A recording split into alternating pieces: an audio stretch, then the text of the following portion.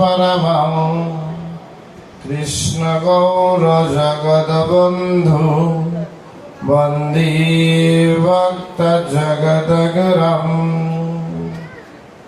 मुखं करोति वात्सलं भुजं लङ्घयति गिरिं यत्कृपातमहं वन्दे परमानन्दमाधवम् वञ्चाकल्पतरुभ्यश्च कृपासिन्धुभ्यश्च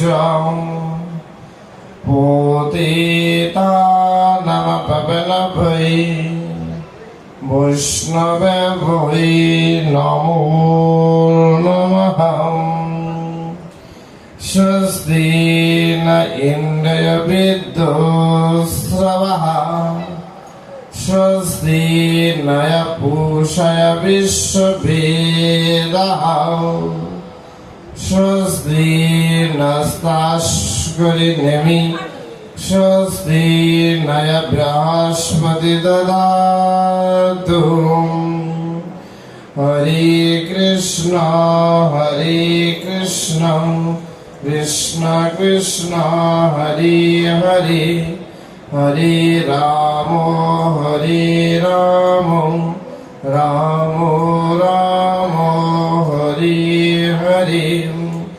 जय रूप सनातन भट्ट रघुनाथ श्रीजीव गोपाल भट्ट दास रघुनाथ ऐसाई गोसाई गौरी चरण वंदन जहा हईते विघ्न नाश भविष्ट पुराण श्री कृष्ण चैतन्य प्रभु नित्यानंद श्री अद्वैत गदाधर श्रीवासदि गौर भक्त वृंद। ओम शांति शांति शांति। समावेत भगवद रस पिपासु भक्तवृंद सकलेर रातुल चरणे अधमेर दंडवत प्रणाम निवेदन करछि। भगवान श्रीकृष्ण निकुंज कारणे बाँशी बाजाइलेन। पूर्व प्रतिश्रुति मत कृष्ण भगवान बाँशी बाजाइलेन। बृंदावनस्थ सखीगण बंशीर ध्वनि श्रवण करे सबाई आपन काज भूले गिये देह गेह मन प्राण भूले गिये छुटे एसेछिलेन कृष्ण भगवानेर रातुल चरणे। যে বাঁশি প্রতিদিন বাজত রাধা রাধা বলে ললিতাদিগণ আজ শুনলেন সে বাঁশি রাধা নাম ভুলে গিয়ে ললিতা সুখে বাঁশি আজ রাধা নাম ডাকে না, ডাকে ললিতা ললিতা বলে। বিশাখা তুঙ্গ বিদ্যা আদিগণ বাঁশি আজ রাধা নাম ভুলে গিয়ে আপন আপন নামে যখন ডাকলেন সবাই কি আর ঘরে থাকতে পারেন? সমস্ত কিছু পিছনে ফেলে দিয়ে ছুটে এসেছিলেন ভগবানের রাতুল চরণে। তদ্রূপ আজ আপনারাও ভাগবতময় ভগবানের বংশীর ধ্বনি শ্রবণ করে দেহ গেহ মন প্রাণ গৃহ কর্মাদি সর্ব সুখ পরিত্যাগ করে ছুটে এসেছেন মন্দিরে প্রাঙ্গণে বসেছেন ভূমিতলে ভগবানের অযাচিত কৃপা করুণাময় বাঙ্গময়ী ভাগবতী রস আস্বাদন করার মানসে। তাই আজ আপনারাও ব্রজ গোপীর সে কোনো অংশেই কম নয়। দেহটা মনে হয় নারী পুরুষের ভিন্নতা, কিন্তু ভাগবত বলছে জগতে একমাত্র পুরুষ হলেন ভগবান শ্রীকৃষ্ণ, আর বাকি সবই প্রকৃতি। তাই সবাই আজ গোপীর বেশে, গোপীর ভাবে, গোপীর চেতনায় উন্মুখী হয়ে গোবিন্দ চরণ পাওয়ার আশায় ছুটে এসেছেন ভাগবতের চরণ তলে। তাই আপনাদের জীবন সার্থক, আপনাদের এই পথচলা ভাগবতময় যাত্রার ধন্যাদি ধন্য। আজ একটি বিশেষ তিথি, তিথিটি হলো তিথিরাজ শ্রী শ্রী গুরু পূর্ণিমা। যিনি শুধু তিথি নয়, বলছে তিথিরাজ শ্রী শ্রী গুরু পূর্ণিমা, তিথির রাজা। কারণ এই দিনে আবির্ভূত হয়েছিলেন ভগবানের সহস্রাবতার মহর্ষি কৃষ্ণ দ্বৈপায়ন বেদব্যাস, যিনি জগৎগুরু রূপে জগতে প্রসিদ্ধ। তাকে স্মরণ করেই এই তিথিরাজ গুরু পূর্ণিমাকে স্মরণ করে আপন আপন গুরুকে ব্যাস স্বরূপে পূজা অর্ঘ নিবেদন করে সকলেই গুরু কৃপার ইচ্ছা প্রকাশ করে। এমনই মহতি দিবসে বসে আছি মন্দিরে প্রাঙ্গণে। শুধু একটু ভাবুন, নিজের ভাগ্যকে নিজে প্রশ্ন করুন, আপনি কত বড় ভাগ্যবান, আপনি কত বড় সিদ্ধ মহাত্মা ব্রজগোপী ব্রজের জন। ঠাকুর রামকৃষ্ণ পরমহংসদেব বলছে, যে নিজেকে ছোট বলে মনে করে সে কোনোদিন বড় হতে পারে না। নিজেকে সব সময় বড় মনে করতে শিখতে হবে, তাহলেই বড় হওয়া যায়। আমরা সব সময় দিনহীন কাঙাল বেশে থাকি বটে, কিন্তু সবাই অমৃতস্য পুত্রা। তাই অমৃতের পুত্র হিসেবে আমরা কেউ কোনো অংশে ছোট হতে পারি না। কারণ ভাগ্যকে কেন এত প্রশ্ন করলাম, ভাগ্যের এত কেন গুণকীর্তন করলাম? কারণ আজ এখানে ভাগবতী রস আস্বাদন হবে, সাধুগুরু ভক্ত বৈষ্ণব সম্মেলন হবে, হরিকথা আস্বাদন হবে, হরি নাম হবে। এ সংবাদ জানে না এমন কেউ এ অঞ্চলে আছে কি? কিন্তু সবাই কি আসতে পেরেছে? যার যার ভাগ্যে আছে সে ঝড় বন্যা বৃষ্টি রাত্রিকাল এসব কিছু ভাবেনি, ছুটে এসেছে। কারণ জীবন প্রদীপ কখন নিভে যায় তার কোনো নিশ্চয়তা নেই। তাই অন্তত যতটুকু ভগবানের নাম কীর্তন শ্রবণ সাধু সঙ্গ করা যায় ততই আনন্দ। কারণ ভাগবত বলছে, যে যত জলে নামে সে তত জলে ভিজে, যে নামে না সে ভিজেও না। আমরা যতটুকু সাধু সঙ্গ ভক্ত সঙ্গ নাম সঙ্গ করব ততটুকুই আমাদের জীবনের আনন্দ। বাকি সময় তো সংসার জগতের দুঃখময়ের মধ্যে থাকতেই হবে। একটু আগে পদকর্তার কত সুন্দর করে কীর্তন করলেন নেচে গিয়ে। কীর্তন শুনি বটে, কিন্তু হৃদয়ঙ্গম করা মানুষের সংখ্যা নিতান্তই কম। বলছি,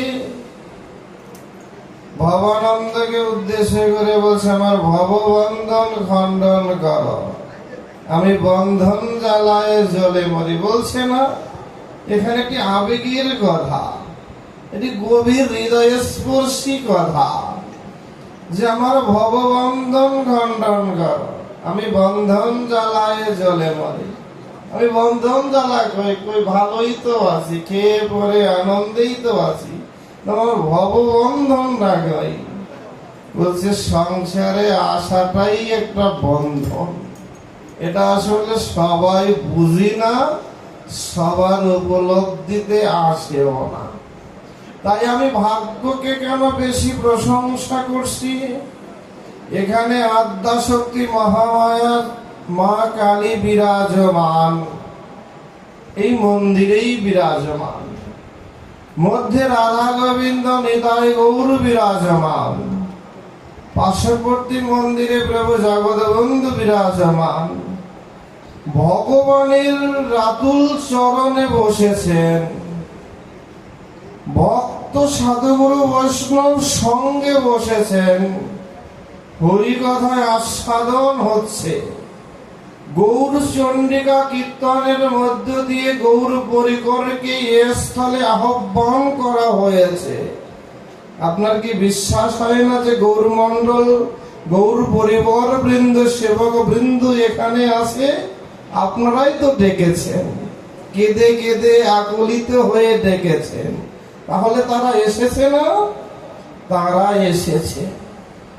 আপনি সে ভূমিতে দাঁড়িয়ে আছেন, আপনি কি তাহলে সাধারণ কেউ? নিজেকে নিজে প্রশ্ন করুন, উত্তর পাবেন। এই ভূমিতে ভগবান আছেন, এটি দেবালয়। যদি এটাকে মন্দির বলি তাহলে ভুল হবে, কারণ শাস্ত্রে বলছে কোন জায়গায় যদি একের অধিক মন্দির থাকে তাহলে সেটি মন্দির নয়, সেটি দেবালয় হয়। এটি দেবালয়, একে দেবালয়, দেবভূমি, এখানে নিত্য অর্চন হয়, সেবা হয়, হচ্ছে না? এখানে গৌর বরি করে আহ্বান করা হয়েছে। এই ভূমি কি সাধারণ ভূমি? এই রস কি সাধারণ রস? এখন আপনি ভগবানের প্রভাবে, ভগবানের কৃপার বাতাসে আমরাও অসাধারণ হয়ে গেছি। তাই তো দেখবেন মনের ভিতর একটি প্রশান্তি প্রশান্তি ভাব কাজ করে, যা কিছুক্ষণ আগেও ছিল না। এসব ভেঙে গেলেও থাকবে না, কিন্তু যতক্ষণ সভা থাকবে ততক্ষণ পর্যন্ত কামনা, বাসনা, হিংসা, বিদ্বেষ, অহংকার লেশ মাত্র প্রবেশ করতে পারবে না। কারণ এই ভূমিটা, এই বাতাসটা, পরিবেশটা এখন আর সাধারণ নয়, এটি ব্রজের পরিবেশ। তাই আমরা সবাই এখন ব্রজের জন। ভগবান শ্রীমদ্ ভাগবতে বলছে, বৃন্দাবন না পরিত্যাজ্যং পদমেবগং না গচ্ছামি। আমি বৃন্দাবন থেকে এক পাও দূরে সরে যাই না। তাই এটি বৃন্দাবন। এই বৃন্দাবন থেকে ভগবান কি দূরে যেতে পারে? তাই অন্ত প্রাণকে, কায়মন বাক্যে লাগিয়ে দিন, হরিকথায় মিশিয়ে দিন। দেখবেন ভগবানের কৃপায় অর্জুন যেমন দিব্য চক্ষু প্রাপ্ত হয়ে বিশ্বরূপ দর্শন করেছেন, আপনি আমিও যদি লাগিয়ে দিতে পারি তাহলে এই সভা মাঝেই ভগবানের বিভূতি রূপে দর্শন করতে পারবো। শুধু দরকার হৃদয়টাকে লাগিয়ে দেওয়া। এই হৃদয়টাকে মনে চাইলেই লাগিয়ে দেওয়া যায় না। এজন্য চাই প্রেম ভক্তি ভালোবাসা। এটি কে দিবে? এটি তো সাধুগুরু ভক্ত বৈষ্ণব দিবে। ভগবানকে লাভ করার জন্য শ্রীমান মহাপ্রভু ভিক্ষুকের বেশে সনাতন গোস্বামী পাদের কাছে চেয়েছিলেন একটি শব্দ। বলছে, সনাতন প্রেম প্রয়োজন, আর কিছু চাই না, অর্ধবিত্ত সম্পত্তি চাই না, চাই শুধু প্রেম। এই প্রেম কোথায় পাই? কিভাবে প্রেম পেতে পারি? এই প্রেম ভক্তি রসরাজ নরোত্তম ঠাকুর মহাশয় প্রেমের সন্ধান দিয়েছেন। কোথায় গেলে প্রেম পাই? কিভাবে সন্ধান দিয়েছে দেখুন, 9টি সিঁড়ি। ডক্টর মহানামৃত ব্রহ্মচারী মহারাজ বলছেন, একটি সিঁড়ি ভগবত ভক্ত উঠে, বিষয়াসক্ত নামি, প্রেম উঠায় আর কাম নামায়। সিঁড়ি কিন্তু দুটো না। যাদের বাড়িতে সিঁড়ি আছে বা সিঁড়িতে উঠছেন তারা ভালো বুঝবে, সিঁড়িতে ওঠার সময় কিন্তু কষ্ট হয়, কিন্তু নামার সময় কত কষ্ট হয়। নামা কিন্তু খুব সহজে নামা যায়। বলছে, সিঁড়ি একটি ভগবত ভক্ত উঠে, বিষয় আসক্ত নামে, প্রেম উঠায় কাম নামায়। এই সিঁড়িটা হলো দেহ। এই দেহ দ্বারা ভজন করে ভগবানের কাছে পৌঁছানো যায়। আর আবার এই দেহটা দ্বারা কামনা বাসনার দাসত্ব করে নর্দমার কীটও হওয়া যায়। তবে ভক্ত হতে গেলে সিঁড়ি দিয়ে উঠতে গেলে যেমন কষ্ট করতে হয়, ভক্ত হতে গেলেও কষ্টকে স্বীকার করতে হয়। কিন্তু অভক্ত হতে গেলে কষ্ট করা লাগে না, দুঃখ ভোগ করা লাগে না। জগতে এমন কোন ভক্ত নেই, বৈষ্ণব নেই, যাকে লাঞ্ছনা গঞ্জনা অপবাদ অপমান সহ্য করতে হয় না। এ জগতে চোর হলে তাকে ভুলে যায়, ডাকাত হলে তাকেও মেনে নেয়, কিন্তু কেউ যদি সাধু হয় তাহলে সেটা মেনে নেওয়া যায় না, সেটা মেনে নেওয়া যায় না। কপালে যদি একটু তিলক দিয়ে রাস্তায় হাঁটে, দেখবেন কিছু মানুষের কিছু বলা লাগে না, এমনি তাদের মধ্যে যেন গায়ে জ্বালা পড়া লাগে। বলে, এই সাধু হয়েছে। চোর হলেও এত জ্বালা পড়া লাগে না, চোর হলেও এত জ্বালা পড়া না। যদি কেউ একটু নিরামিষ খাইছে, বাবা আমার মাথা খারাপ হয়ে যায়, শেষ, ছেলেটা শেষ। সাধুর সাথে যদি কথাও কয় তাহলেও দেখবেন মাথা খারাপ হয়ে গেছে, সর্বনাশ, আমার ছেলেটা সাধু হয়ে গেছে। কি হয় না? তো চোর হলেও তবু কয় না, এই বয়সে একটু দুষ্টামি করে, কিন্তু সাধু হলে এটা মেনে নেওয়া যায় না, মেনে নেওয়া যায় না। কিন্তু সে জানে না, যদি কোনো ভূমিতে একজন শুদ্ধ বৈষ্ণবের যদি জন্ম হয়, সেই ভূমির 21 যোজন ভূমির তল পর্যন্ত সাধনার সিদ্ধ বীজ অঙ্কুরোদ্গম থাকে। সেই ভূমিতে যারাই জন্ম নেয় তারা সবাই সাধনার উন্নতি শিখরে পৌঁছে যেতে পারে। যদি একজন শুদ্ধ বৈষ্ণবের যদি জন্ম হয়, তাই বাবা মা সবাই চায় আমার ছেলে ডাক্তার হোক, ইঞ্জিনিয়ার হোক, সচিব হোক, আর দুর্নীতি করুক, টাকা পয়সার মালিক হোক, বাড়ি করুক, গাড়ি করুক, কিন্তু বৈষ্ণব হোক, সাধু হোক, এটা কোন বাবা মা চাইছে এমন দৃষ্টান্ত পাওয়া যায় না। এজন্য জগতে বৃদ্ধাশ্রমের সংখ্যা বেশি। কারণ বিশ্ব সাহিত্য কেন্দ্রের প্রতিষ্ঠাতা অধ্যাপক আব্দুল্লাহ আবু সাইদ খুব সুন্দর একটি কথা বলছেন, বর্তমান সময়ের প্রত্যেকটি ঘরই এক একটা বৃদ্ধাশ্রম। একটু বয়স বাড়লেই কয় এখনো মরে না, কেন মরলেই বাঁচে।